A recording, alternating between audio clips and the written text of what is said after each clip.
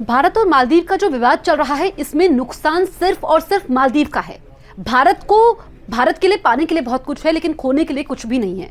जी हां, आपने देखा कि जब से पीएम मोदी ने लक्षद्वीप की तस्वीरें पोस्ट की और भारत के लोगों को यह कहा कि वो लक्षद्वीप देखने आए, देखिए कि लक्षद्वीप कितना खूबसूरत है।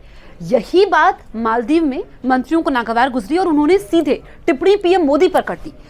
और वो यहाँ पर नहीं रुके, उन्होंने लक्षद्वीप में कहा कि क्या सुविधाएं हैं, मालदीव उससे बेहतर है। वो तुलना करने लग गए और जब ये तुलना हुई तो ये बिल्कुल भी मालदीव के मंत्रियों को रास नहीं आया। और उसके बाद क्या हुआ, मालदीव की सरकार में 3 मंत्री थे जिन्होंने आपत्तिजनक टिप्पणी की थी, उनको बर्खास्त किया गया। और तो और मालदीव के राष्ट्रपति मोइजू ने माफी मांगी। उन्होंने सोशल मीडिया प्लेटफॉर्म एक्स पर लिखा कि मैं दोनों हाथ जोड़कर माफी मांगता हूं। लेकिन ये जो विवाद है, क्योंकि आपने देखा है कि मालदीव में भारत से बहुत सारे पर्यटक जाते हैं, पर मालदीव ने ये सब जो किया है, कई बार आप तैश में आकर कोई चीजें करते हैं ना, तो नुकसान आपको उठाना पड़ता है। यही इस वक्त मालदीव के साथ हो रहा है, क्योंकि पीएम मोदी की छवि ग्लोबल लीडर के तौर पर है और पूरी दुनिया उनका लोहा मानती है। ऐसे में जब पीएम मोदी ने लक्षद्वीप की तस्वीरें साझा की और कुछ लोगों ने लिखा कि ये मालदीव से बेहतर है, तो ये पसंद नहीं आया वहां के मंत्रियों को। अब आप ये समझिए कि मालदीव में जो उनका अर्थव्यवस्था का सारा जोर है वो पर्यटन पर है, यानी कि उनकी अर्थव्यवस्था पर्यटन से भी चलती है और हर छठा व्यक्ति मालदीव में भारतीय है।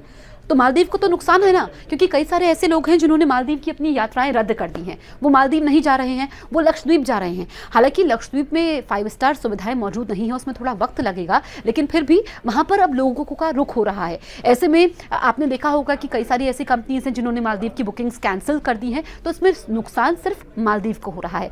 अब आप ये समझिए कि भारत सबसे बड़ा साझेदार है मालदीव का, क्योंकि जब कोविड के समय में भारत ने सबसे पहले वैक्सीन मालदीव को दी थी।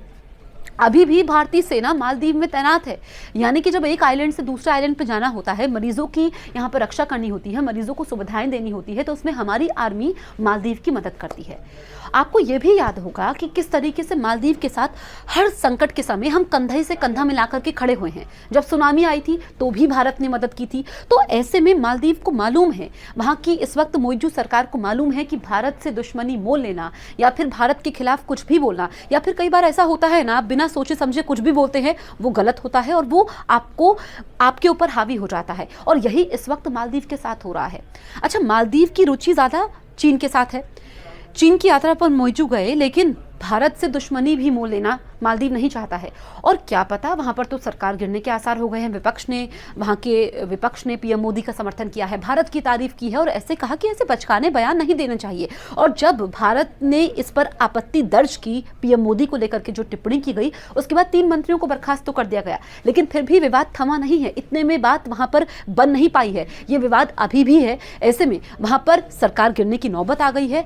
और तो और भारत विरोधी ऐसे बयान देना मालदीव को हर तरह से महंगा पड़ता हुआ नजर आ रहा है।